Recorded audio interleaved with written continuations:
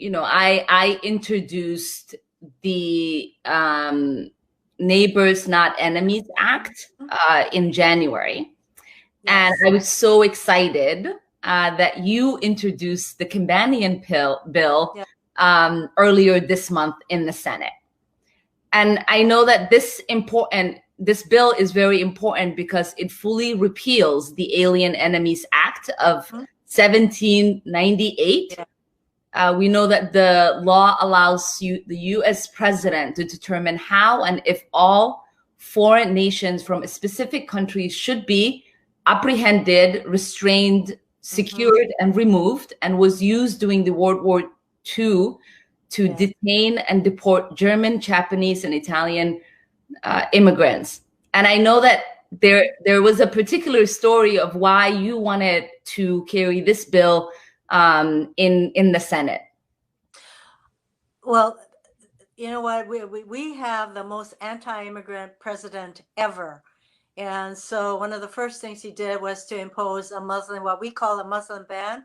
And although he tried to fix it and tinker with it, Hawaii was the first state. Our attorney general was the first person to challenge the Muslim ban. And when you have a Supreme Court that sustained that act by the president, then nobody is safe, especially from a president like Donald Trump, who does not comport with the rule of law. And so it's past time for us to repeal the Alien Enemies Act, which is really the kind of act that embodies, in my view, racism, targeting the other, and not providing due process, which is what happened, not just to those who were born overseas, but to the Japanese Americans, as you know, in World War II. 120,000 of them were interned, and their lives were just totally, in many cases, ruined. Their lands were taken away, all of that, and their education was disrupted. So we should not have any kind of a law that allows the president, even during wartime, to be able to deport whole groups of people based on country of origin without due process. So I'm glad that we are working on this, but it's one of many immigration reform bills that I know you've introduced and I've introduced over the years. I mean, and I think, to your point on why the governor of Hawaii moved on this speaks to that experience of what happened to Japanese Americans, and how this law was used as a justification for the Muslim ban, and how important it is for us to repeal it, because it is not just about Trump. It's about creating protections, right? For when we do get a president who disregards human rights, disregards, our values and principles as a nation of immigrants. Yes. And this is a president that really considers immigrants to be the other. I use that framing because basically anybody that he considers not in agreement with them, and generally those are people of color, minorities, women. We're all people that he can just malign, call names. I mean, both you and I have been called names by the president. Right. He hasn't gotten around to telling me to go back where I came from. Yeah. He probably doesn't even know where I came from. So this kind of targeting that enables a president who does not believe in the rule of law like this president, where we need to make sure that we do not have any laws that allow a president like this to have his or her way. So it's past time for us to eliminate the Alien Enemies Act.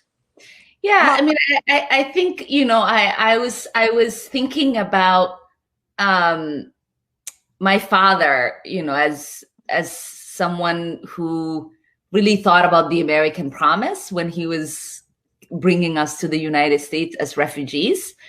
And I thought about, the kind of progress our nation has made, and whether he would have believed if someone told him that when we were coming to the United States, that, there would be a president unhinged enough to Yes. use his daughter's name as part of his political rallies to, you know, to drive his base to come out and vote for him.